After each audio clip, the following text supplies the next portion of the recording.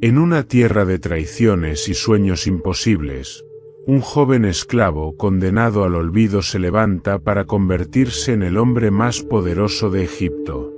¿Cómo alguien vendido por sus propios hermanos pudo salvar a la nación que lo esclavizó y a la familia que lo abandonó?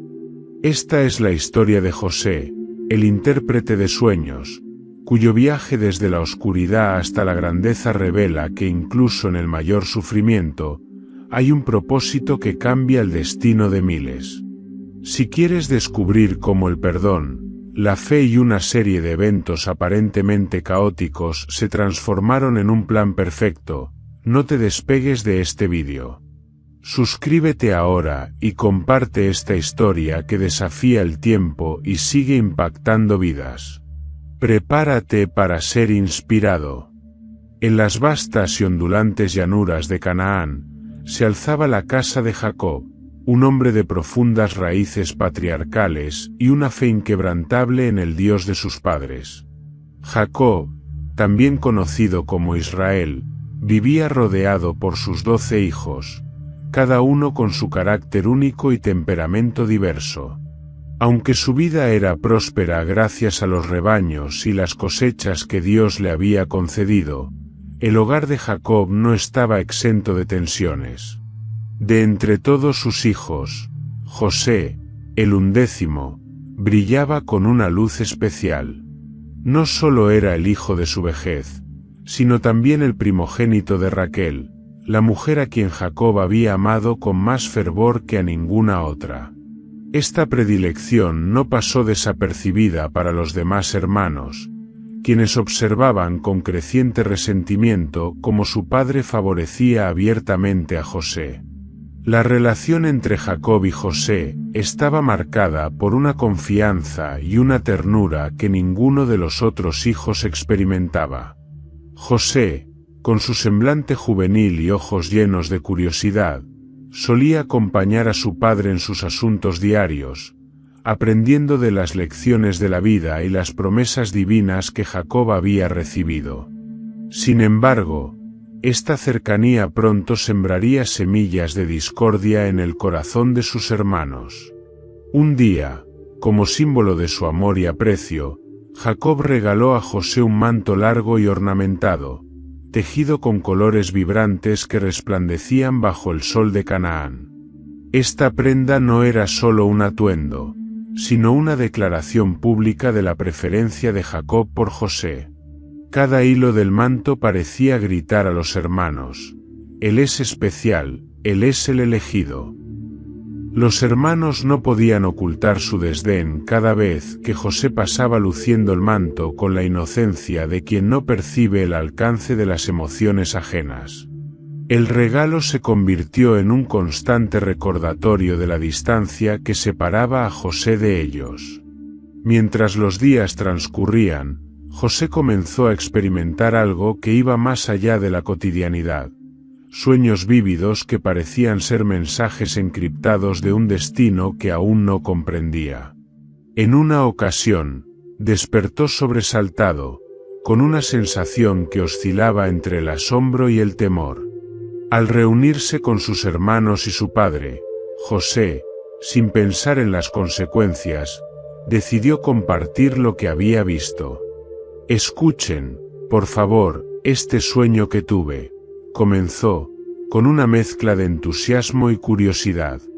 Estábamos todos en el campo, atando manojos de trigo. De repente, mi manojo se levantó y permaneció erguido, mientras que los manojos de ustedes lo rodeaban y se inclinaban ante el mío.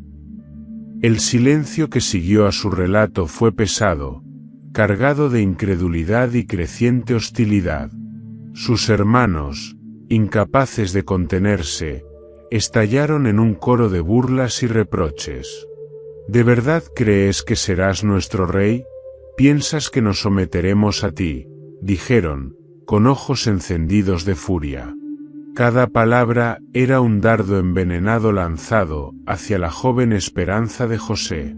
A pesar de las reacciones adversas, José tuvo otro sueño que, con igual entusiasmo, compartió. Vi el sol, la luna y 11 estrellas que se inclinaban ante mí, dijo, esta vez frente a su padre y sus hermanos. Jacob, aunque profundamente intrigado por el significado de estas visiones, lo reprendió suavemente. ¿Acaso crees que tu madre, tus hermanos y yo nos postraremos ante ti? Sin embargo, mientras reprendía, Jacob guardó en su corazón estas palabras, reflexionando sobre lo que podrían significar. Los días en la casa de Jacob se llenaron de un aire espeso de tensión.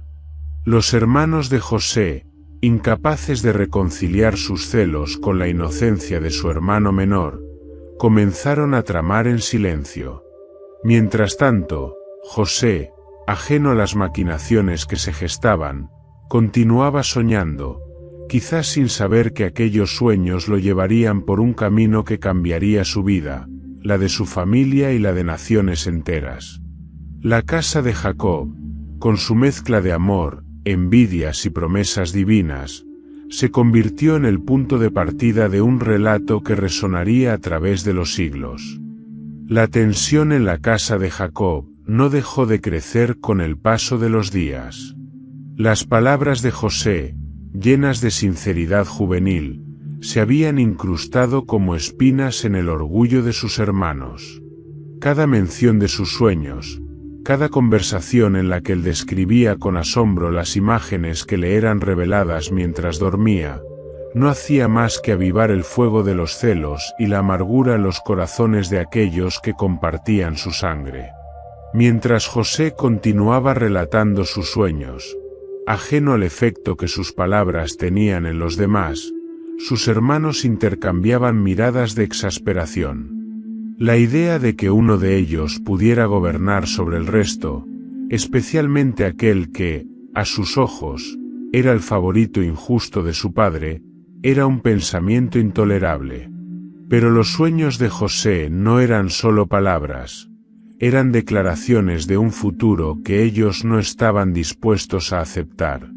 Cierta mañana, mientras los hermanos pastoreaban los rebaños de Jacob en las vastas tierras de Siquem, Jacob llamó a José y le encomendó una tarea. «Ve y busca a tus hermanos», dijo. «Asegúrate de que están bien, y tráeme noticias de su trabajo con los rebaños». José, deseoso de cumplir con el mandato de su padre, se puso en marcha sin imaginar que este viaje marcaría el inicio de un cambio irrevocable en su destino. Cuando sus hermanos lo vieron acercarse desde lejos, el brillo de su manto de colores lo delataba. «Ahí viene el soñador», dijo uno, con un tono cargado de sarcasmo. El resentimiento que habían acumulado durante años se convirtió rápidamente en un odio tangible, y en ese momento comenzaron a tramar cómo deshacerse de él. «Matémoslo», sugirió uno de ellos, con voz sombría. «Arrojémoslo a uno de esos pozos, y diremos que un animal salvaje lo devoró. Entonces veremos qué será de sus sueños». Pero Rubén, el mayor, quien a pesar de sus propios celos aún sentía un resquicio de responsabilidad como primogénito, intervino. «No derramemos sangre», dijo. «Lancémoslo al pozo, pero no pongamos nuestras manos sobre él». En su interior, Rubén planeaba rescatar a José más tarde y devolverlo a su padre. Cuando José llegó hasta ellos, sonriendo y desprevenido, sus hermanos lo rodearon con miradas que mezclaban desprecio y determinación. Antes de que pudiera comprender lo que sucedía, lo despojaron brutalmente de su manto, aquel símbolo que tanto resentían, y lo arrastraron hacia un pozo seco cercano. José, aturdido por la repentina agresión, intentó razonar con ellos, pero sus palabras fueron ignoradas. Con un empujón, lo lanzaron al pozo oscuro, dejándolo solo y sin esperanza. Desde el fondo del pozo, José escuchó las voces de sus hermanos. Hablaban de él como si ya no existiera, como si su vida no tuviera valor. Sentado en la fría oscuridad, con su manto perdido y sus sueños tambaleándose, comenzó a experimentar por primera vez un dolor que no había conocido: el abandono por parte de aquellos a quienes amaba. Mientras los hermanos se sentaban a comer cerca del pozo, una caravana de mercaderes ismaelitas apareció en la distancia. Sus camellos cargaban especias, bálsamo y mirra, dirigidos hacia Egipto. Judá, impulsado por una idea que consideró más provechosa que el asesinato, propuso una nueva solución. ¿Qué ganamos con matar a nuestro hermano?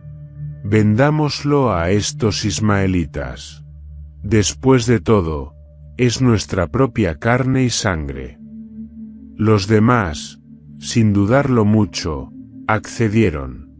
José fue sacado del pozo, sus ropas enlodadas y su espíritu quebrantado. Mientras los mercaderes discutían el precio, él observó los rostros de sus hermanos, buscando algún indicio de compasión, algún rastro de humanidad. Pero sus miradas eran frías, endurecidas por años de celos y rivalidad.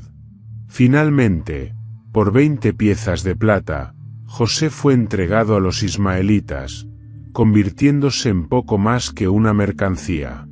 El viaje hacia Egipto comenzó con el sonido de las monedas tintineando en las bolsas de los mercaderes y el peso de las cadenas en los tobillos de José. Cada paso lo alejaba de su hogar, de su padre, y del mundo que había conocido. En su corazón, una mezcla de miedo, tristeza y confusión lo consumía. ¿Habían sido sus sueños un engaño? ¿Por qué Dios permitiría que cayera tan bajo si estaba destinado a algo grande? Mientras tanto, los hermanos regresaron a su hogar con una mentira que pronto enredaría la vida de toda la familia. Mojaron el manto de colores en la sangre de un cabrito y lo llevaron a Jacob, alegando que su amado hijo había sido devorado por un animal salvaje. Jacob, al ver el manto desgarrado y ensangrentado, cayó en un luto profundo, rasgando sus vestiduras y negándose a ser consolado. En Egipto, el sol se alzaba sobre la tierra de los faraones, mientras José, encadenado y lleno de incertidumbre, cruzaba los umbrales de un destino que aún no alcanzaba a comprender. El camino hacia Egipto era largo y polvoriento, un sendero que parecía extenderse sin fin bajo el implacable sol del desierto. José, encadenado junto a otros cautivos, caminaba en silencio, con la mente atrapada en una maraña de pensamientos y emociones. Cada paso le recordaba la traición de sus hermanos y la abrupta pérdida de todo lo que había conocido. Su espíritu, aunque herido, buscaba consuelo en la única fuente de esperanza que le quedaba, su fe en Dios. Mientras avanzaba con la caravana de mercaderes, el joven recordaba los días felices en la casa de su padre. Los risueños relatos junto al fuego, los pastizales verdes de Canaán, el amor de Jacob y el manto de colores que había simbolizado su lugar especial en la familia. Ahora, todo eso parecía un sueño lejano. En su corazón, José se aferraba a los recuerdos, y en sus pensamientos, oraba con fervor: «Oh, Dios de mi padre Abraham, de Isaac y de Jacob, dame fuerzas. No me abandones en esta oscuridad». A pesar de su sufrimiento, había algo en el que no se rompía, una chispa de fe que se negaba a extinguirse. El viaje también le permitió observar a los mercaderes ismaelitas, hombres curtidos por el comercio y las largas travesías. Transportaban bienes valiosos como especias, bálsamo y mirra, productos exóticos que hablaban de una vida más allá de los campos de Canaán. José notaba sus conversaciones en un idioma extraño, sus gestos de negociación, y empezó a comprender que su mundo había cambiado para siempre. Finalmente, después de días interminables de caminata, la caravana llegó a Egipto.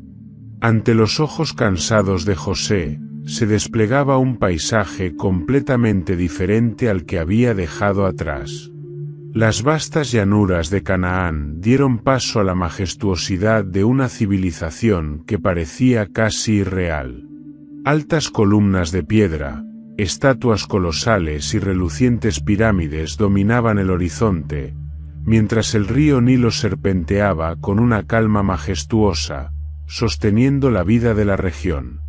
Los mercados estaban llenos de actividad, con vendedores que ofrecían frutas, telas y cerámica, y el bullicio de idiomas diversos llenaba el aire. José, aún encadenado, miraba asombrado. Era un mundo de riquezas y opulencia que contrastaba profundamente con la simplicidad rural de su hogar. Pero también era un mundo extraño, lleno de rostros desconocidos y costumbres que no entendía. Su corazón latía con fuerza, dividido entre el temor y la curiosidad. ¿Qué papel podría desempeñar él, un joven extranjero, en un lugar tan inmenso y complejo? La caravana lo llevó a un bullicioso mercado de esclavos, donde los mercaderes comenzaron a exhibir a los cautivos como si fueran bienes comunes. José fue alineado junto a otros hombres y mujeres, mientras los compradores inspeccionaban a cada uno con ojos calculadores. Entre ellos estaba Potifar, un oficial de alto rango en la corte del faraón, capitán de la Guardia Real. Potifar era un hombre de porte severo y mirada aguda, acostumbrado a evaluar a las personas con precisión. Cuando los ojos de Potifar se posaron en José, algo en el joven capturó su atención. Aunque su apariencia reflejaba los rigores del viaje y la humillación de la esclavitud, había en él una dignidad innata, una presencia que parecía desafiar su situación. Potifar observó sus movimientos y notó la calma con la que enfrentaba las miradas escrutadoras de los compradores. «Este muchacho tiene potencial», pensó. Después de negociar con los mercaderes, Potifar adquirió a José y lo llevó a su hogar. Para José, este momento marcó un nuevo capítulo en su vida. Había sido arrancado de su familia, vendido por sus propios hermanos y reducido a la condición de esclavo, pero algo en su interior le decía que este no era el final de su historia. Mientras seguía a su nuevo amo hacia la residencia que sería su lugar de trabajo, José recordó las promesas que Dios había hecho a su abuelo Abraham. Promesas de bendición, protección y un futuro lleno de propósito. Al llegar a la casa de Potifar, una imponente estructura rodeada de jardines y adornada con relieves que narraban las gestas de los dioses egipcios, José fue introducido a un nuevo mundo de servicio y aprendizaje. Aunque aún no lo sabía, este lugar se convertiría en el escenario donde sus habilidades y su carácter serían puestos a prueba. Con el tiempo, descubriría que incluso en medio de la esclavitud, la mano de Dios estaba guiando cada paso de su camino. La vida en la casa de Potifar comenzó como un desafío para José. Cada tarea que le asignaban era una prueba de su adaptabilidad, pero también una oportunidad para mostrar su diligencia y compromiso. Desde el amanecer hasta el ocaso, trabajaba con dedicación, aprendiendo rápidamente las costumbres y el idioma de Egipto.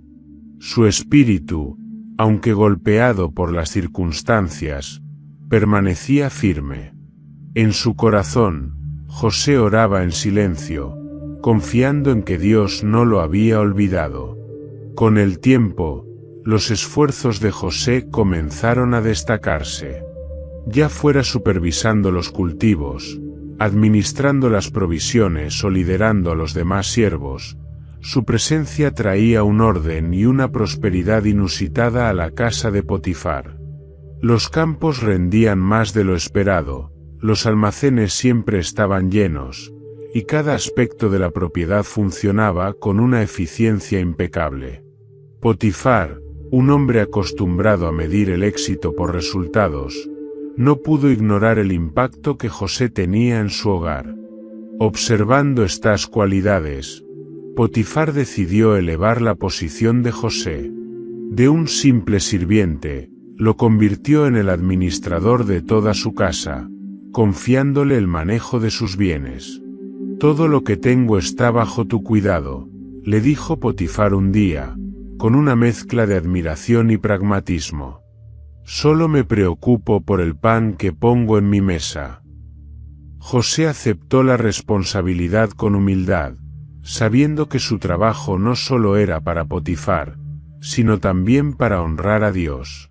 A medida que pasaban los años, José se ganó el respeto de todos en la casa, tanto de los siervos como de los miembros de la familia de Potifar. Sin embargo, en medio de este éxito, una sombra comenzó a crecer. La esposa de Potifar, una mujer de gran belleza pero de corazón inquieto, fijó su atención en José. Su atractivo físico y su carácter íntegro la fascinaban, pero también la llenaban de un deseo prohibido. José, que siempre había mantenido una conducta intachable, no tardó en darse cuenta de sus miradas insistentes y su comportamiento ambiguo. Un día, mientras Potifar estaba ausente, la esposa se acercó a José con intenciones claras.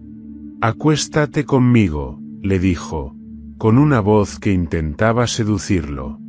Pero José, horrorizado ante la idea de traicionar la confianza de su amo y deshonrar a Dios, se negó rotundamente. «Mi amo ha confiado todo en mis manos», respondió con firmeza. «¿Cómo podría cometer una maldad tan grande y pecar contra Dios?». La negativa de José solo alimentó la determinación de la mujer, quien no cesó en sus intentos de tentarlo. Día tras día, buscaba oportunidades para acercarse a él, pero José, fiel a sus principios, evitaba cualquier situación comprometedora. Sin embargo, la tensión alcanzó su punto crítico una tarde en que la casa estaba vacía. La esposa de Potifar encontró a José solo en el interior, y aprovechando la oportunidad, lo agarró por su manto. «Acuéstate conmigo», insistió nuevamente. José, enfrentado a la desesperación de la mujer, actuó con rapidez. Se soltó de su manto y huyó de la casa, dejando la prenda en las manos de ella. Aunque había escapado de la tentación, no podía prever la furia y el rencor que su rechazo habían despertado en la mujer. Herida en su orgullo y temerosa de las repercusiones, la esposa de Potifar gritó, llamando a los siervos de la casa. Cuando llegaron, sostuvo el manto de José y mintió, acusándolo de intentar deshonrarla. «Este hebreo que trajeron aquí intentó forzarme», dijo, con una teatralidad calculada. «Pero grité y huyó, dejando su manto conmigo». Cuando Potifar regresó y escuchó las acusaciones de su esposa, su rostro se ensombreció. Era un hombre de gran autoridad, pero también sabía reconocer el carácter de los que lo rodeaban. Aunque las palabras de su esposa lo enfurecieron, algo en su interior dudaba de su veracidad. Sin embargo, para proteger su posición y evitar el escándalo, tomó una decisión inmediata. José fue arrestado y llevado a prisión, acusado de un crimen que no había cometido. Mientras era escoltado hacia la cárcel, José no podía evitar sentirse traicionado por la injusticia de los eventos. Había servido con integridad y dedicación, y aún así, su recompensa parecía ser el sufrimiento. Sin embargo, incluso en su desolación, no permitió que el resentimiento lo dominara. En su corazón, se aferró a una fe inquebrantable, convencido de que el Dios que lo había sostenido hasta ahora no lo abandonaría. En la fría oscuridad de la prisión, comenzó otro capítulo en su vida, uno que lo llevaría más cerca de su propósito, aunque aún no podía verlo. La prisión era un lugar sombrío, un espacio donde la luz apenas se filtraba y el aire parecía cargado de desesperanza. Los muros de piedra, fríos y húmedos, parecían susurrar los lamentos de los hombres que habían sido olvidados tras esas paredes. José, llevado allí tras la injusta acusación de la esposa de Potifar, enfrentaba una nueva realidad. Había caído de ser el administrador más confiable de una casa egipcia a convertirse en un prisionero más, cargado de deshonra. Cuando fue escoltado hasta la celda que se convertiría en su hogar, José mantuvo la mirada en alto. No era arrogancia ni rebeldía lo que reflejaban sus ojos, sino una profunda serenidad. En su corazón resonaban las palabras que su padre Jacob solía decirle: Dios nunca abandona a los justos. Esa convicción lo sostenía ahora, en medio de una prueba que habría quebrado a muchos. La cárcel era un lugar hostil, habitado por hombres endurecidos por sus propios crímenes o por las injusticias del sistema. En los primeros días, José observó en silencio, evaluando su entorno. Los prisioneros eran una mezcla de amargura, resignación y desconfianza. Las reglas del lugar no las imponía el carcelero, sino los propios internos, quienes formaban un ecosistema de supervivencia donde la fuerza y la astucia parecían ser las únicas monedas de cambio. José, sin embargo, no era ni fuerte ni astuto en el sentido que allí valoraban. Lo que tenía era algo diferente: integridad, paciencia y una fe que lo mantenía firme a pesar de las circunstancias. Con el paso del tiempo, su actitud comenzó a destacar. Ayudaba a los demás sin esperar nada a cambio, compartía las raciones que le eran asignadas y escuchaba las historias de aquellos que habían perdido toda esperanza. Poco a poco, los prisioneros comenzaron a verlo con respeto, aunque no entendieran del todo que lo hacía diferente. El carcelero principal también notó a José. Al principio, pensó que era solo un extranjero más, otro hebreo que había caído en desgracia. Pero pronto se dio cuenta de que este joven tenía algo especial. José no se quejaba, no buscaba privilegios, y a pesar de su condición, trabajaba con diligencia en las tareas que se le encomendaban. Su honestidad era evidente, y su comportamiento contrastaba con el de otros prisioneros que siempre buscaban engañar o sacar ventaja. Un día, el carcelero lo llamó aparte. «He estado observándote», dijo, con un tono serio pero no hostil. «Pareces diferente al resto. Hay algo en ti que inspira confianza». A partir de entonces, comenzó a delegar en José responsabilidades menores, como organizar a los prisioneros o mantener el orden en ciertas áreas de la prisión. Con el tiempo, estas tareas crecieron, y José se convirtió en una especie de administrador dentro del lugar, similar al papel que había desempeñado en la casa de Potifar. A pesar de este pequeño ascenso en la prisión, José nunca olvidó las circunstancias que lo habían llevado allí. Recordaba claramente la mentira de la esposa de Potifar, cómo había distorsionado los hechos para proteger su orgullo herido. Había sentido rabia al principio, un ardor de injusticia que lo consumía por dentro. Pero en lugar de permitir que ese sentimiento lo devorara, lo llevó ante Dios. Cada noche, en la soledad de su celda, oraba con fervor, pidiendo fortaleza, guía y la capacidad de perdonar. Sabía que el rencor solo lo encadenaría más que las propias rejas de la prisión. Conforme los días se transformaban en semanas y las semanas en meses, José comenzó a entender que incluso en ese lugar oscuro, había un propósito. Dios no lo había olvidado, aunque el mundo sí lo hubiera hecho. Los prisioneros que compartían su destino con él empezaron a verlo como una fuente de consuelo. «José», le decían algunos, ¿Cómo puedes mantenerte tan tranquilo? ¿Acaso no sientes que todo está perdido? A lo que él respondía con una calma que no venía de él mismo, sino de su fe: Dios está conmigo, incluso aquí. Él tiene un plan que no podemos ver aún. Entre sus compañeros de prisión, José conoció a dos hombres que habían servido en la corte del faraón, el copero y el panadero real. Ambos habían caído en desgracia, y al igual que él, esperaban en la cárcel un futuro incierto.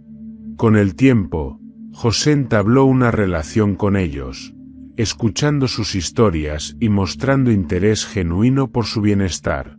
Su habilidad para conectar con las personas, incluso en las circunstancias más adversas, seguía siendo una de sus mayores fortalezas. Mientras José vivía su día a día en la prisión, el mundo fuera de esos muros seguía su curso. Egipto, con su opulencia y complejidad, parecía ignorar la existencia de aquellos que languidecían en las celdas. Sin embargo, José sabía que su historia no terminaba allí. En el silencio de las noches, cuando los demás dormían, él reflexionaba sobre los sueños que había tenido en su juventud. ¿Acaso seguían siendo relevantes? ¿Podrían esas visiones de grandeza cumplirse en medio de su situación actual? Sin darse cuenta, la prisión no solo era un lugar de castigo, sino también un taller donde su carácter se estaba moldeando. Los años que pasó allí lo preparaban para algo mucho más grande, aunque todavía no podía imaginar qué. José había caído en la prisión, pero su espíritu seguía elevándose, sostenido por la convicción de que la historia que Dios estaba escribiendo con su vida aún no había alcanzado su clímax.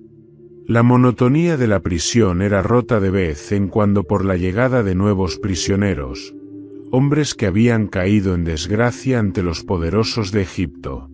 Fue en uno de esos días cuando llegaron dos hombres de aspecto distinguido, pero con rostros marcados por la desesperación. Uno era el copero del faraón, un hombre que, hasta hacía poco, había tenido el privilegio de probar el vino antes de que el gobernante de Egipto lo bebiera. El otro, el panadero real, había sido encargado de preparar los alimentos para el faraón. Ambos habían sido acusados de traición, aunque los detalles de sus crímenes no estaban claros. La llegada de estos hombres atrajo la atención de José. Había aprendido a leer los rostros y los gestos de los prisioneros, y en ellos veía una mezcla de temor y resignación.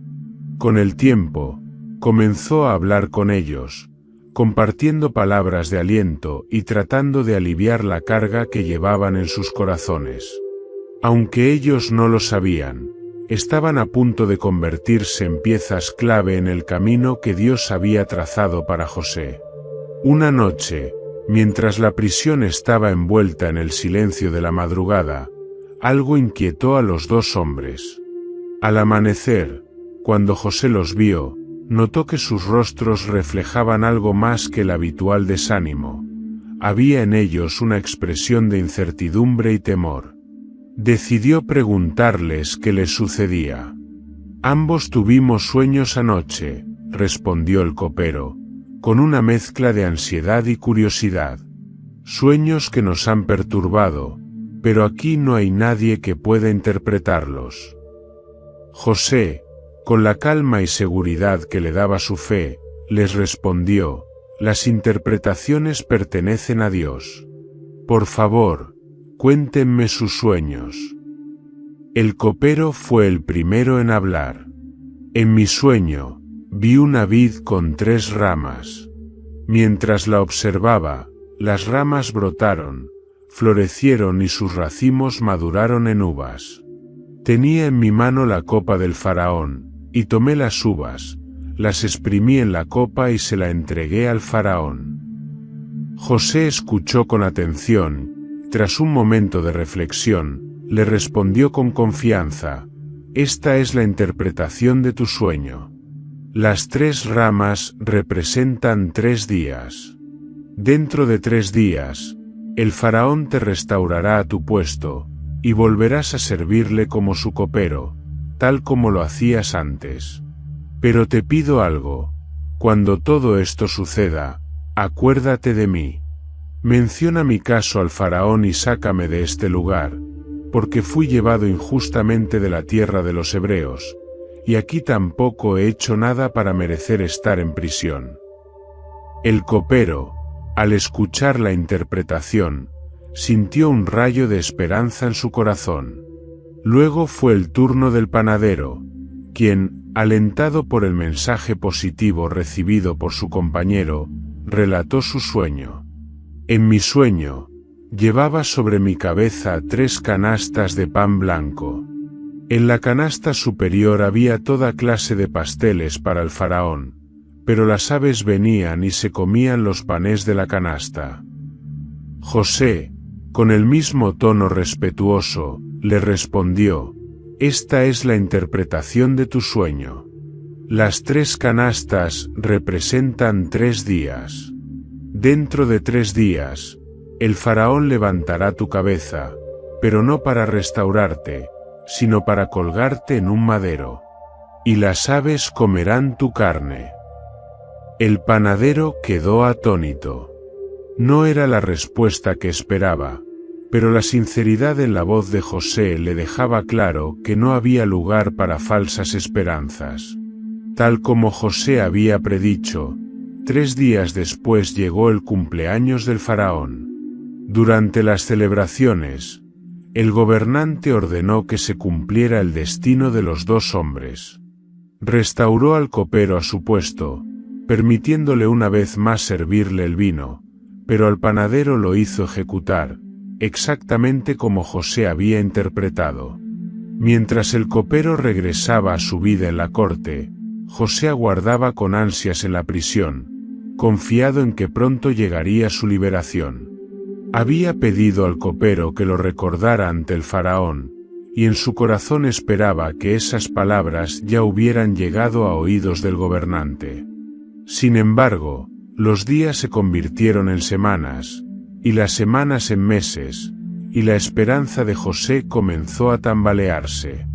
El copero, en su felicidad por haber recuperado su puesto, olvidó por completo a José.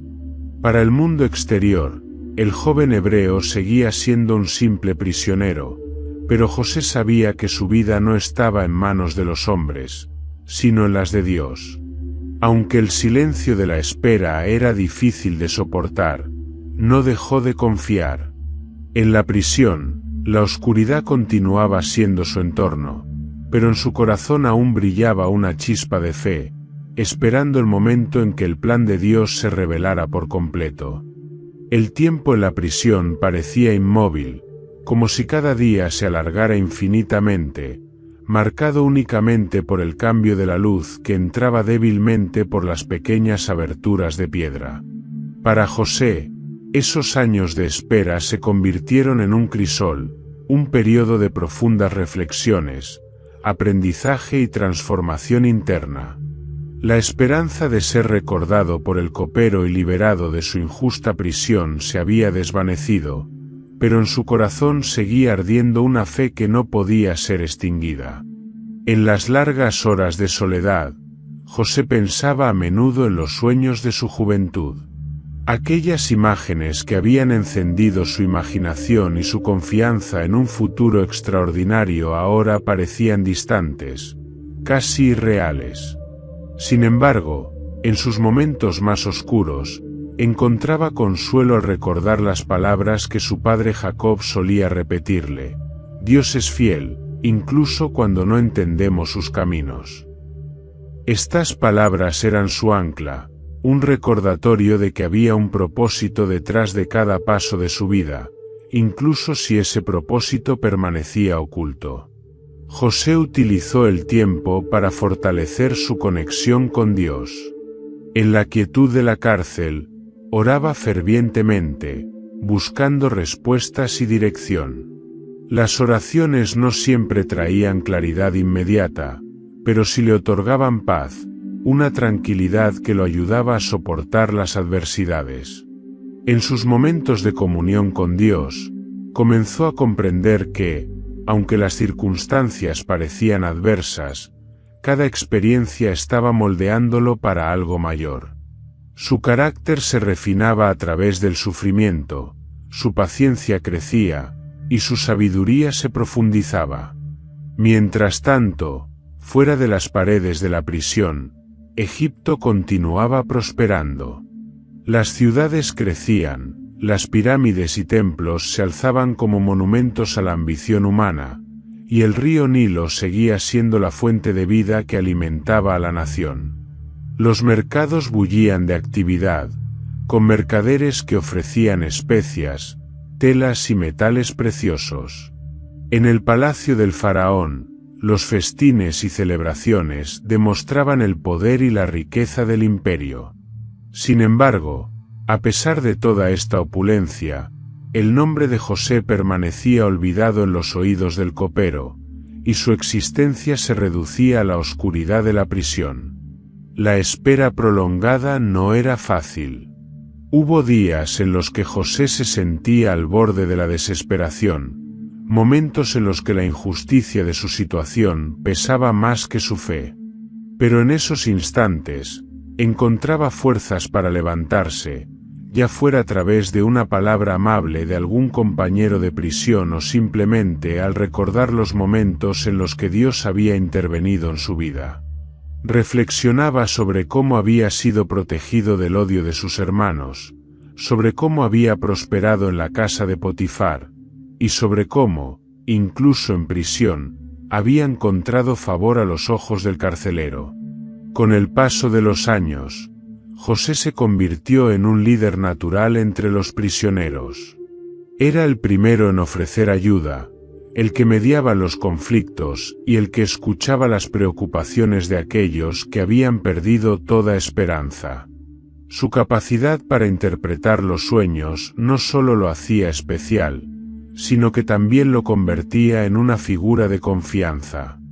Los prisioneros buscaban su consejo no solo para entender las imágenes de sus mentes, sino también para recibir consuelo en sus tribulaciones. En medio de su servicio a los demás, José experimentó una transformación profunda.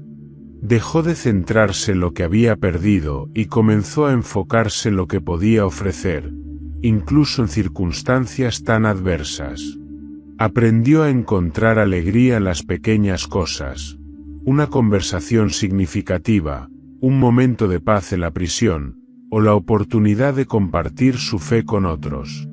Aunque los muros de la cárcel lo separaban del mundo exterior, José empezó a vislumbrar que su propósito iba más allá de su propia vida. En sus momentos de reflexión, veía cómo Dios usaba incluso las situaciones más oscuras para preparar a las personas para grandes tareas. Tal vez mi tiempo aquí no es un castigo, sino una preparación, pensaba con creciente convicción. Esa idea lo fortalecía, permitiéndole esperar con paciencia el momento en que sería llamado a algo mayor. Los años en prisión moldearon a José de maneras que ni él mismo entendía por completo. Si bien sus sueños seguían siendo una parte importante de su identidad, dejó de aferrarse a ellos como un destino inmediato. En cambio, se entregó al proceso, confiando en que el Dios que le había dado esas visiones también sabía cuándo y cómo cumplirlas. Al final de este periodo de olvido, José ya no era el joven impetuoso que había compartido sus sueños con imprudencia. Ahora era un hombre de carácter probado, sabiduría profunda y una fe que no dependía de las circunstancias. Aunque seguía en prisión, ya no se sentía prisionero de su pasado ni de su situación. Era libre en su espíritu, listo para el día en que el propósito de Dios finalmente se revelara. Mientras Egipto seguía adelante con su esplendor, nadie podía imaginar que el joven hebreo olvidado en una cárcel sería el hombre que, en el momento oportuno, cambiaría el curso de la historia. Egipto, con toda su magnificencia y poder, era un reino que se apoyaba en la estabilidad de sus ciclos agrícolas. Todo dependía del río Nilo y su generosa crecida anual, que fertilizaba las tierras y garantizaba el alimento para sus habitantes. Sin embargo, en medio de esa aparente estabilidad, el faraón comenzó a experimentar noches inquietantes. En el esplendor de su palacio, con murales dorados y los aromas del incienso llenando el aire, el gobernante más poderoso de la región se vio perturbado por sueños cuya intensidad lo dejó desconcertado. Una noche, mientras descansaba en su imponente cama adornada con lino fino, el faraón soñó que estaba de pie junto al Nilo. Del río emergieron 7 vacas gordas, robustas y hermosas, que pastaban tranquilamente junto a la orilla. Pero poco después, salieron del mismo río 7 vacas flacas y enfermas, de aspecto repugnante. Las vacas flacas avanzaron y devoraron a las vacas gordas, aunque al hacerlo no se les notaba ninguna mejoría, seguían tan esqueléticas como antes. El faraón despertó con el corazón acelerado, pero, incapaz de descifrar el significado, volvió a dormir. Sin embargo, su descanso fue nuevamente interrumpido por otro sueño. En esta ocasión, vio 7 espigas de trigo, gruesas y llenas de grano, que brotaban de un solo tallo. Luego aparecieron 7 espigas marchitas, quemadas por el viento del este, y éstas devoraron a las espigas llenas. Al despertar por segunda vez, el faraón no pudo ignorar la angustia que estos sueños le provocaban. Al día siguiente, reunió a todos los sabios y magos de Egipto, exigiendo que interpretaran sus sueños. Los hombres más eruditos del reino intentaron darle respuestas, pero sus explicaciones eran vagas, incoherentes y lejos de satisfacer al faraón. Su frustración crecía con cada respuesta inútil, y su corte se llenaba de tensión. La incertidumbre del faraón era palpable, y el reino entero parecía estremecerse bajo el peso de un misterio que nadie podía resolver. Fue en ese momento cuando el copero del faraón, que servía el vino en su mesa, recordó algo que había dejado enterrado en su memoria por 2 largos años. Mientras escuchaba la preocupación de su soberano, se le vino a la mente el rostro de un joven hebreo en la prisión, un hombre cuya sabiduría había demostrado ser más que ordinaria. «Hoy recuerdo mis faltas, mi señor», dijo el copero, inclinándose respetuosamente ante el faraón. «Hace un tiempo, cuando el panadero y yo estuvimos en prisión, ambos tuvimos sueños extraños. Allí conocimos a un joven hebreo, un siervo del capitán de la guardia, que interpretó nuestros sueños con precisión. Todo sucedió tal como él predijo. Fui restaurado a mi puesto, y el panadero fue ejecutado. Si alguien puede interpretar tus sueños, ese hombre es él». La mención del copero despertó el interés del faraón, quien, ansioso por respuestas, ordenó de inmediato que trajeran a José de la prisión. Los guardias se apresuraron a cumplir la orden, y José fue sacado de su celda. Antes de presentarse ante el faraón, lo llevaron a asearse y a vestirse con ropas limpias, un símbolo de que estaba dejando atrás los años de oscuridad para entrar en un escenario completamente nuevo. Mientras se preparaba, José reflexionó sobre lo que estaba a punto de enfrentar. En su corazón, no había orgullo ni temor, sino una serena confianza. Sabía que todos los años de sufrimiento, aprendizaje y oración lo habían preparado para este momento. Aunque era un extranjero, un esclavo y un prisionero, estaba listo para hablar con el gobernante más poderoso de la tierra, no por su propia capacidad, sino porque confiaba en el Dios que había guiado cada paso de su vida. Cuando finalmente entró en la majestuosa sala del faraón, José mantuvo la cabeza en alto. Las columnas altísimas, los muros cubiertos de relieves y los sirvientes que rodeaban al monarca formaban un espectáculo imponente, pero él no se dejó intimidar. Al verlo, el faraón lo observó con curiosidad, notando algo en el joven que parecía trascender su condición humilde. «He oído que puedes interpretar sueños», dijo el faraón, su voz reverberando en la sala, «y que basta con que escuches uno para dar su significado». José, con una calma que desafiaba las expectativas, respondió: «No está en mí, mi señor. Dios será quien dé al faraón una respuesta favorable». El faraón, impresionado por la humildad y la confianza de José, relató los sueños que lo habían perturbado: las vacas gordas y flacas, las espigas llenas y marchitas. Mientras escuchaba, José sintió la guía de Dios en su interior, como si las imágenes ya estuvieran tomando forma en su mente. Cuando el faraón terminó, José habló con claridad: «Los sueños del faraón son uno solo. Dios le ha revelado lo que está por venir. Las 7 vacas gordas y las 7 espigas llenas representan 7 años de abundancia, durante los cuales la tierra producirá en gran medida.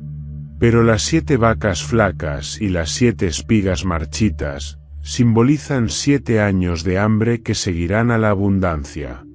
El hambre será tan severa que hará olvidar los años de prosperidad». El hecho de que el sueño se haya repetido significa que Dios ha decretado esto, y que pronto sucederá. El faraón y su corte escuchaban en silencio, absorbidos por la precisión y la autoridad con la que hablaba aquel joven hebreo. José, sin embargo, no se detuvo ahí. Inspirado por la sabiduría divina, ofreció una solución.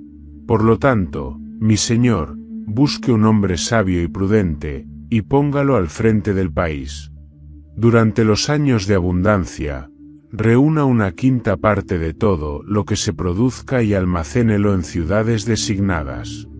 Así, cuando lleguen los años de hambre, Egipto tendrá suficiente para sobrevivir y no perecerá». Cuando José terminó, el silencio llenó la sala por unos instantes. El faraón lo observaba, reflexionando sobre las palabras de aquel hombre que había pasado de ser un prisionero olvidado a un consejero de sabiduría inigualable. Aunque José no lo sabía todavía, sus días en prisión habían llegado a su fin, y un nuevo capítulo estaba a punto de comenzar. El silencio en la sala del trono era absoluto tras las palabras de José. Los cortesanos, los magos y los consejeros reales, todos miraban al joven hebreo con mezcla de asombro y escepticismo. Ninguno de ellos había sido capaz de interpretar los sueños del faraón, y ahora este prisionero, salido de las sombras de una cárcel, hablaba con una confianza que desafiaba su posición. El faraón, sentado en su imponente trono adornado con oro y gemas, se inclinó ligeramente hacia adelante, intrigado por la claridad y la certeza en las palabras de José. Lo que más le llamaba la atención no era solo la interpretación de los sueños, sino la actitud del joven. No había arrogancia en su voz, solo una humildad que parecía brotar de una fuente más profunda. Había dado todo el crédito a su Dios, un Dios desconocido para los egipcios, y lo había hecho con una convicción que desarmaba cualquier duda. José, al darse cuenta de que todos esperaban más explicaciones, continuó: «Mi señor, los sueños que has tenido no son una coincidencia. Dios te ha mostrado lo que está por venir, y lo que he dicho es cierto. Habrá 7 años de abundancia como nunca antes se ha visto en Egipto. Los campos darán cosechas en abundancia, el Nilo será generoso, y las provisiones llenarán los graneros. Pero después de eso, llegarán 7 años de hambre tan severos que borrarán todo recuerdo de los tiempos buenos. Si no se toman medidas ahora, el reino sufrirá una gran calamidad. El faraón observó a José con atención, procesando cada palabra. La interpretación resonaba en su interior, como si las piezas de un rompecabezas finalmente se unieran. Pero José no había terminado. Con una calma que parecía impropia de alguien que había vivido años en prisión, continuó: por eso, mi señor, es esencial que Egipto se prepare. Te sugiero que pongas a un hombre sabio y prudente al frente de este proyecto, alguien que pueda supervisar el almacenamiento de una quinta parte de las cosechas durante los años de abundancia. Así, cuando llegue la hambruna, habrá suficiente para alimentar al pueblo y preservar la vida. Las palabras de José llenaron la sala, y todos los presentes intercambiaron miradas, impresionados por la claridad de su plan. El faraón, por su parte, se recostó en su trono, reflexionando. No era común que alguien tan joven y de tan baja condición hablara con tal autoridad y visión. Sin embargo, en su corazón, el faraón sabía que estaba frente a un hombre extraordinario, alguien enviado para ese momento específico. Después de un largo silencio, el faraón se puso de pie, su figura imponente capturando la atención de todos. Con voz firme, declaró: ¿dónde encontraremos a alguien como este hombre, en quien habita el Espíritu de Dios? La declaración sorprendió a los cortesanos, pero el faraón no terminó ahí. Mirando a José, dijo: puesto que Dios te ha revelado todo esto, no hay nadie tan sabio y prudente como tú. Serás el encargado de este plan. Yo te pongo al frente de mi casa, y todo mi pueblo obedecerá tus órdenes. Solo yo, por mi posición como rey, estaré por encima de ti. José, sorprendido por las palabras del faraón, inclinó la cabeza en señal de reverencia, pero en su interior sabía que este momento no era un accidente. Había sido moldeado para este propósito a través de años de sufrimiento, aprendizaje y dependencia absoluta de Dios. El faraón no perdió tiempo. Ordenó que trajeran las vestiduras reales y un anillo de sello, símbolos del poder que ahora le confería a José. El joven hebreo fue vestido con finas túnicas de lino y se le colocó el anillo en el dedo, marcándolo como el nuevo gobernador de Egipto. También le entregaron una cadena de oro, un gesto de honor que indicaba su alta posición. Finalmente, el faraón le dio un carro oficial, y José fue llevado en una procesión por las calles de la ciudad, donde los heraldos proclamaban su nueva posición. Para José, ese día fue la culminación de una larga espera, pero también el comienzo de una nueva etapa llena de responsabilidad. Miró a la multitud que se inclinaba ante él y recordó los sueños de su juventud, aquellos que lo habían metido en problemas con sus hermanos. Ahora entendía que esos sueños no eran solo una promesa de grandeza, sino una confirmación del propósito que Dios tenía para su vida.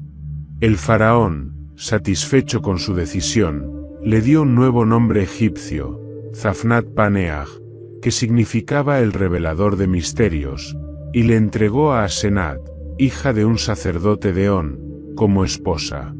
José, ahora con autoridad sobre toda la tierra de Egipto, no olvidó sus raíces ni el Dios que lo había guiado hasta allí. Sabía que cada paso de su vida, desde los campos de Canaán hasta la prisión, había sido parte de un plan mayor. Esa noche, mientras descansaba en sus nuevas habitaciones, José reflexionó sobre lo lejos que había llegado. A pesar de la gloria que ahora lo rodeaba, su corazón permanecía humilde.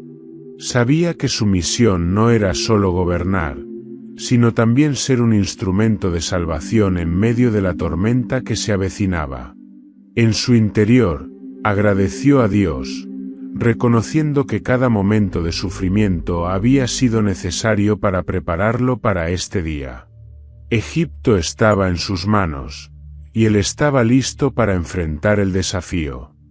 El ascenso de José, de un prisionero olvidado a gobernador de Egipto, fue tan rápido y extraordinario que muchos en la corte lo consideraban casi milagroso. Sin embargo, José no permitió que su nueva posición lo desviara de la tarea que tenía ante sí. Desde el momento en que recibió el anillo del faraón y fue investido con autoridad, comenzó a planificar cómo ejecutar el plan que había presentado. Los sueños del faraón habían sido claros, y los años de abundancia ya estaban a la puerta. José comenzó recorriendo el país para evaluar las tierras fértiles y las áreas más adecuadas para el almacenamiento de alimentos. Su caravana, compuesta por guardias reales y administradores egipcios, cruzó ciudades, aldeas y campos. Donde antes había caminado como un esclavo encadenado, ahora avanzaba con la dignidad de un hombre que poseía la confianza del rey. La gente, al verlo pasar en el carro oficial, se inclinaba en señal de respeto, y aunque esto era una señal de su nueva posición, José no lo tomaba como una muestra de su grandeza, sino de la magnitud del propósito que se le había encomendado. En cada región, José instruyó la construcción de grandes almacenes de grano, asegurándose de que estuvieran distribuidos estratégicamente para facilitar el acceso durante los años de hambruna. Contrató a capataces y supervisores para administrar estos depósitos, y personalmente supervisaba los avances. Durante los años de abundancia que siguieron, las cosechas de Egipto fueron más generosas de lo que nadie podía haber imaginado.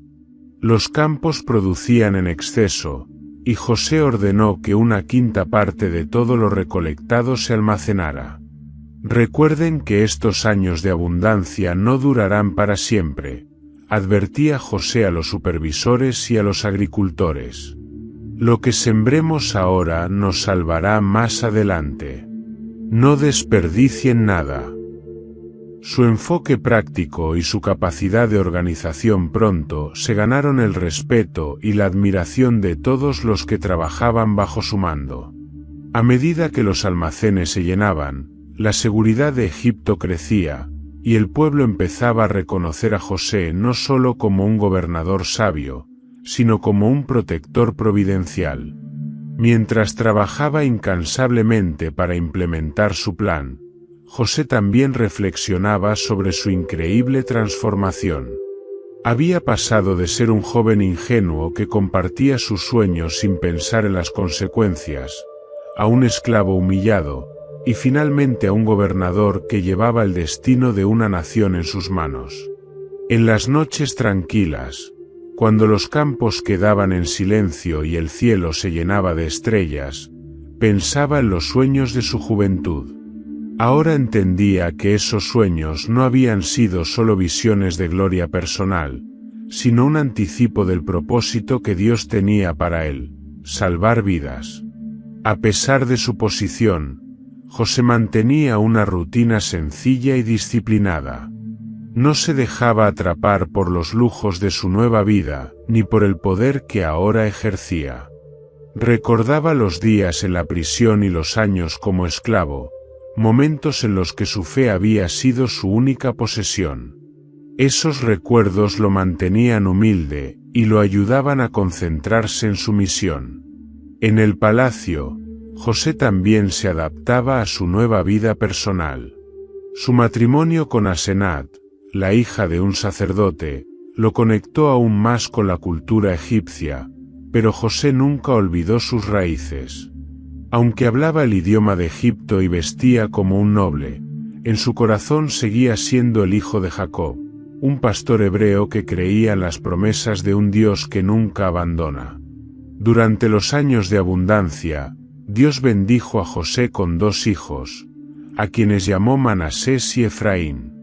El nombre de Manasés significaba Dios me ha hecho olvidar todo mi sufrimiento y la casa de mi padre, mientras que el de Efraín significaba Dios me ha hecho fructificar en la tierra de mi aflicción. Estos nombres reflejaban el proceso interno de José. Por un lado, había dejado atrás el dolor de su pasado, y por otro, reconocía que incluso en medio de la adversidad, Dios había hecho florecer su vida. A medida que los años de abundancia llegaban a su fin, los almacenes de Egipto estaban llenos a rebosar. José sabía que los años de hambre no tardarían en llegar, pero estaba preparado. Todo el trabajo, la planificación y la dedicación de esos años eran una prueba de que los sueños del faraón habían sido una advertencia divina y que Dios le había dado a José la sabiduría para actuar en consecuencia. En sus momentos de reflexión, José miraba hacia atrás con gratitud y entendimiento. Recordaba los rostros de sus hermanos llenos de celos, el pozo seco donde lo habían arrojado, los mercaderes que lo vendieron en Egipto, las intrigas en la casa de Potifar y los largos años en prisión. Todo eso, aunque difícil, había sido parte de un plan más grande. Ahora, como uno de los hombres más poderosos de Egipto, José veía cómo Dios había tejido cada hilo de su vida para cumplir un propósito mucho mayor de lo que él podría haber imaginado. En su interior, José sabía que los años de hambre traerían más que necesidad material. Serían el escenario de un reencuentro que cambiaría para siempre la historia de su familia. Aunque aún no lo sabía con certeza, podía sentir que su historia no había llegado a su clímax. Dios todavía tenía mucho más que hacer a través de él. La hambruna que José había predicho llegó con una fuerza devastadora. Los campos de Egipto, que antes rebosaban de vida, ahora estaban secos y agrietados. El sol implacable quemaba la tierra, y los vientos cálidos arrastraban el polvo como un recordatorio constante de la escasez. Sin embargo, gracias a los años de preparación, Egipto estaba listo. Los graneros supervisados por José estaban llenos, y el país se convirtió en el centro de esperanza para las naciones vecinas, que pronto acudieron en busca de alimento. En Canaán, la hambruna también golpeó con dureza. Jacob y su familia, dependientes de sus rebaños y cultivos, pronto se encontraron al borde del hambre. Al enterarse de que Egipto tenía alimentos en abundancia, Jacob llamó a sus hijos y les dijo: «He oído que hay grano en Egipto. Vayan allí y compren, para que no muramos de hambre». Los 10 hermanos mayores de José emprendieron el viaje hacia Egipto, dejando atrás a Benjamín, el menor, a quien Jacob se negó a dejar ir por temor a perderlo, como había perdido a José años atrás. El viaje fue largo y arduo, y mientras atravesaban los caminos polvorientos que llevaban a Egipto, ninguno de ellos podía imaginar que estaban a punto de enfrentarse al capítulo más inesperado de sus vidas. Cuando llegaron a Egipto, se unieron a las multitudes que acudían a comprar grano. José, como gobernador, supervisaba personalmente las transacciones más importantes, asegurándose de que la distribución se realizara de manera justa. Desde su posición elevada, observaba el flujo de personas que llegaban a sus graneros. Fue entonces cuando, entre la multitud, vio un grupo de hombres que reconoció de inmediato. A pesar de los años que habían pasado, los rostros de sus hermanos estaban grabados en su memoria. El corazón de José se detuvo por un momento. Allí estaban los hombres que lo habían traicionado, los mismos que lo habían vendido como esclavo y destrozado su juventud. Pero algo en su interior, más fuerte que el dolor, lo mantuvo firme. Sabía que este encuentro no era un accidente, sino parte del plan de Dios. José se acercó a ellos, pero no reveló su identidad. Su apariencia había cambiado mucho desde los días en Canaán. Ahora vestía como un noble egipcio, con túnicas de lino fino y adornos que simbolizaban su poder. Hablaba en el idioma de Egipto y utilizaba un intérprete para comunicarse, asegurándose de que no lo reconocieran. Cuando los hermanos llegaron ante él, se inclinaron profundamente en señal de respeto, tal como lo exigía el protocolo ante un gobernante de su rango. José recordó de inmediato los sueños de su juventud, en los que sus hermanos se inclinaban ante él.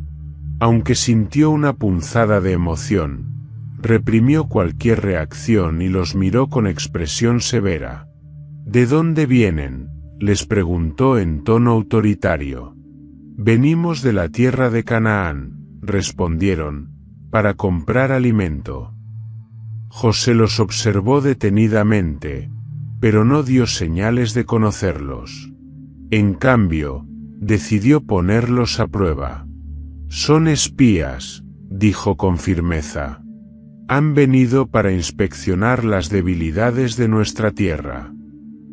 Los hermanos, sorprendidos y asustados, comenzaron a defenderse. No, mi señor, replicaron. Somos hombres honestos, no espías. Somos 12 hermanos, hijos de un mismo padre. Uno de nosotros ya no está, y el menor se ha quedado con nuestro padre en Canaán. José sintió un nudo en la garganta al escuchar estas palabras. La mención de su padre y de Benjamín, su hermano menor, tocó fibras profundas en su corazón. Pero sabía que debía mantener la compostura. Si este reencuentro tenía un propósito, necesitaba asegurarse de que sus hermanos habían cambiado. Para ponerlos a prueba, decidió retener a uno de ellos, Simeón, como prisionero. Si son realmente hombres honestos, vuelvan a su tierra y traigan a su hermano menor. Eso probará que dicen la verdad.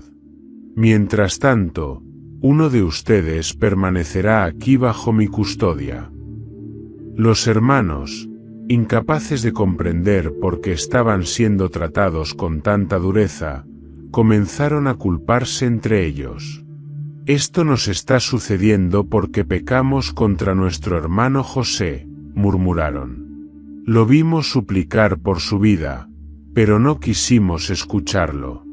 Ahora estamos pagando por nuestra culpa.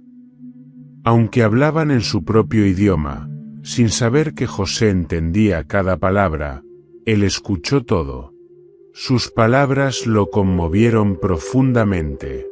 Tuvo que apartarse por un momento para contener las lágrimas. Después de recuperar la calma, volvió a ellos y ordenó que se cumpliera su plan. Los hermanos regresaron a Canaán con el grano que habían comprado, pero con corazones pesados por haber dejado a Simeón atrás. Cuando le contaron a Jacob lo que había sucedido, incluyendo la exigencia de llevar a Benjamín de vuelta a Egipto, su padre se negó rotundamente. ¿Por qué me han hecho este mal?, les dijo. José ya no está, Simeón tampoco, ¿y ahora quieren quitarme a Benjamín? Si algo le sucede, descenderé al sepulcro lleno de dolor. Mientras tanto, en Egipto, José continuaba reflexionando sobre sus hermanos. Había visto en ellos un atisbo de arrepentimiento, pero necesitaba estar seguro. Su deseo no era vengarse, sino entender si el tiempo y las circunstancias los habían transformado.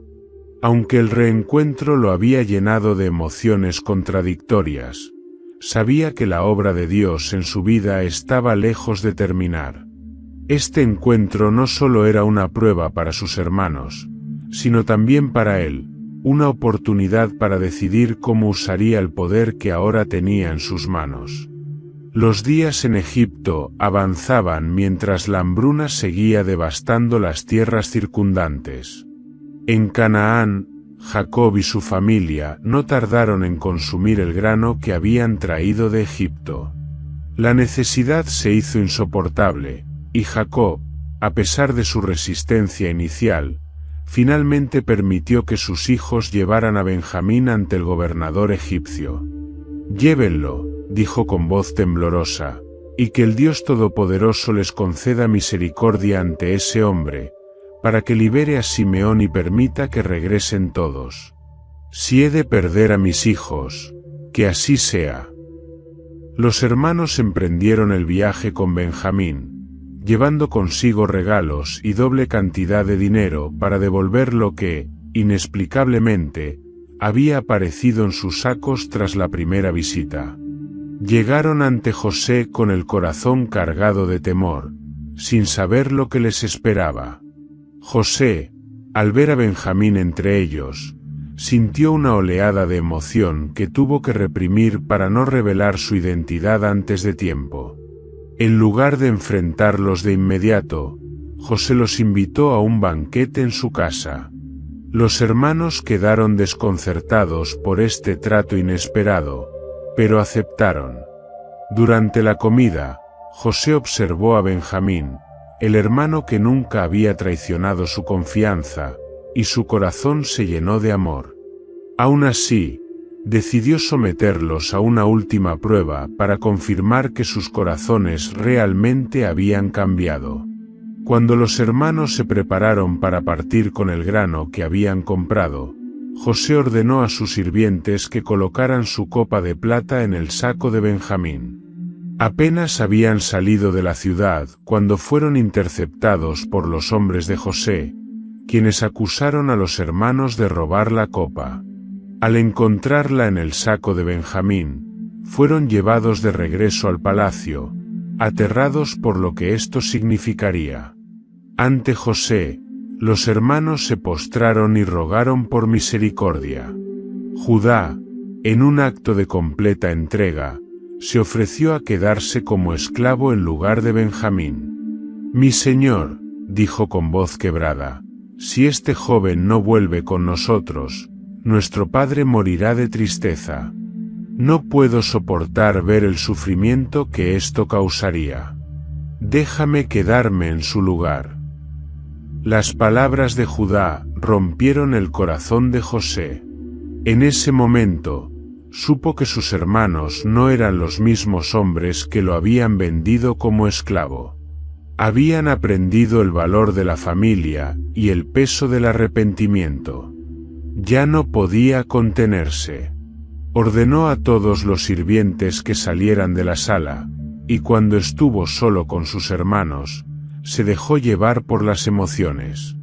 «Soy yo, José, el hermano que vendieron a Egipto», exclamó, mientras las lágrimas rodaban por su rostro. Sus hermanos quedaron paralizados, incapaces de procesar lo que escuchaban. El poderoso gobernador ante quien habían temblado era el mismo joven que habían traicionado tantos años atrás.